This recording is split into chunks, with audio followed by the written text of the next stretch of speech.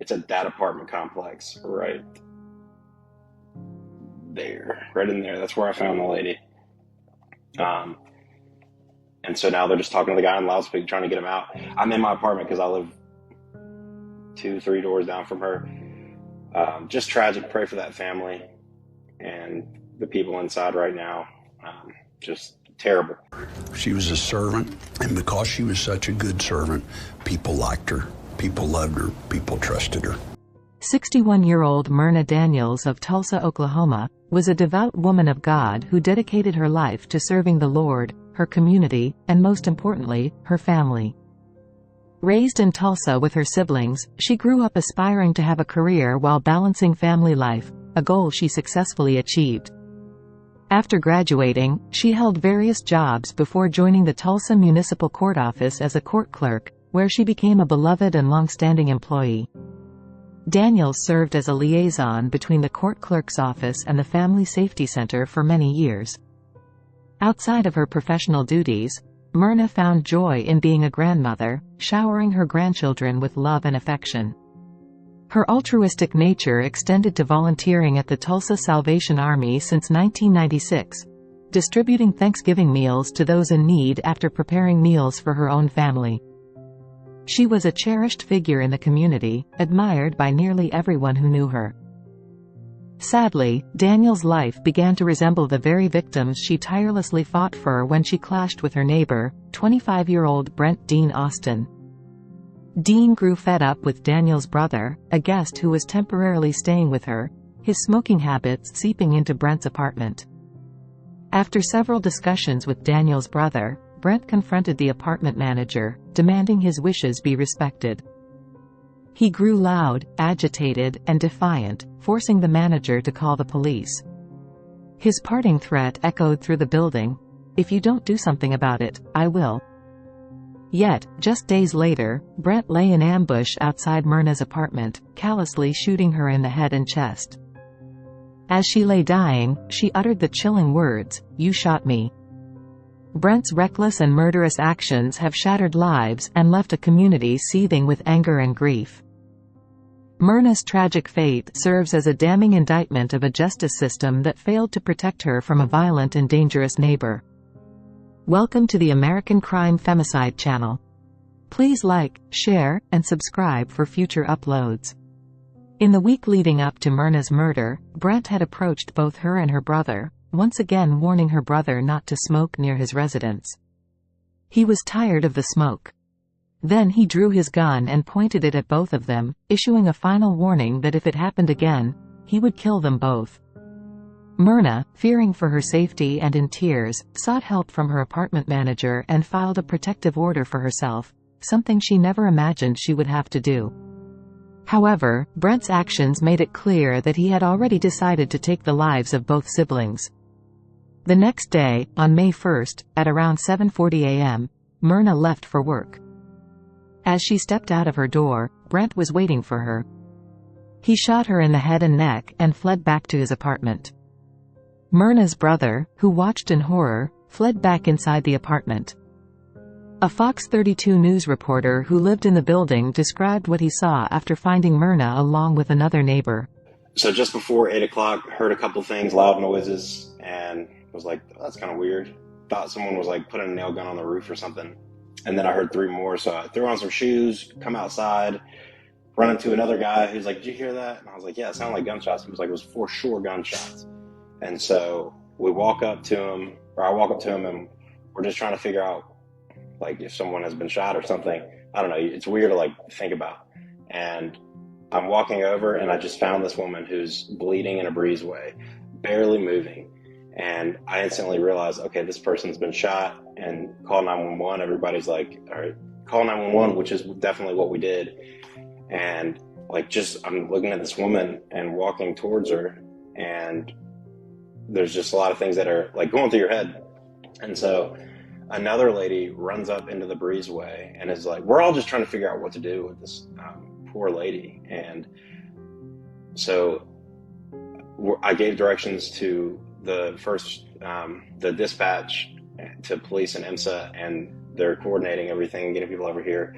And the lady on IMSA was like, you need to describe her breathing. And I'm like walking up to her, and this other woman had walked up, and she's already like on her knees, and says like, I'm bending down with this other woman who's already there next to her and trying to help. This guy comes out of apartment, we lock eyes, slams the door and runs inside, and like we all freak out. And so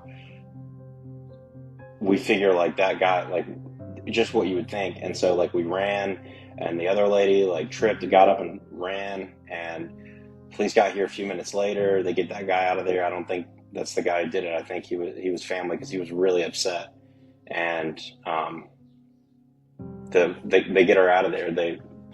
First responders end up getting her out of there, but couldn't have been more than a few minutes. But I just know I walked up on her and called police, and this other woman came in there and was really calm and was like, hey, she's got breathing apnea, and I'm not really even sure what that is, but it's just a shocking sight, like something that you don't like really prepare for. But the first responders, man, those guys are heroes. They just go in there and they pull people out, and it's just, I know that we know that, but seeing it in action and knowing that the suspect's still there, it couldn't have been more than a couple minutes. And now police are here. I'll give you a brief look. I don't want to share like tactical information, but it's a that apartment complex right there, right in there. That's where I found the lady. And so now they're just talking to the guy on loudspeaker, trying to get him out. I'm in my apartment because I live 2-3 doors down from her. Just tragic. Pray for that family and the people inside right now. Just terrible. This all began before 8 o'clock this morning when police were responding to the shooting. They tried talking to the suspect for multiple hours, with more and more officers arriving on scene, including heavily armed officers as well as armored vehicles. We're told that they tried contacting the man multiple times, but he was not giving in, asking them for a warrant, but they were Muhlenberg, the captain on scene, was arguing that they didn't need a warrant, but he told us that it ultimately ended when they brought out an armored command vehicle, which reportedly scared the suspect into giving in to the police. New details: a woman is dead after being shot at the Waterside Apartments in West Tulsa. This marks one of 5 murders in Tulsa in just 4 days. Police say after the shooting, they cornered the suspect as he barricaded himself inside an apartment. Fox 23's Fahima Pagmani is live in the newsroom and was there when officers made the arrest. Yeah, the standoff lasted more than 3 hours, and Tulsa police told me, thankfully, the suspect, Brent Dean, ultimately surrendered. Patrol officers were here. We got the place surrounded. We started giving verbal commands on the PA system. We talked to him on the phone a few times. He had told us he's not coming out. Tulsa police say this man, Brent Dean, ended the standoff by walking out of his home. And until we put our MRAP, our armored personnel vehicle, in front of his apartment and told him, you need to come out, he then decided he's going to come out. Tulsa police tell us they were called to this apartment around 7:30 Wednesday morning on reports of gunshots. But I was talking to her, telling her, stay with us, please, you'll be okay. We've got cops on the way, because we had called 911 at that point. Tyler Mann, a resident of this building, was one of the people who called police, along with Fox 23's crime and safety reporter John Acebis. And then I saw a gentleman over here who works for Fox 23, and we were discussing it. We decided we were going to walk the perimeter and see what we could find and make sure nobody was hurt. And then after about a minute of walking, we walked directly into the victim, who was laying in a doorway of her apartment. When officers arrived, they found a woman who was shot several times on her back. She was then rushed to the hospital. She was soaked in blood, especially near the shoulder area. Brent was arrested and booked on 3 charges, including 2 charges of pointing a deadly weapon, pointing with the intent to kill, and first-degree murder. He is being held without bond. The shock of his brutality and cold heart sent chills through the entire community, especially through the family of Daniels. As many people took to Facebook, a lot of them expressed their condolences and hurt from losing Daniels, while others called out Brent's actions.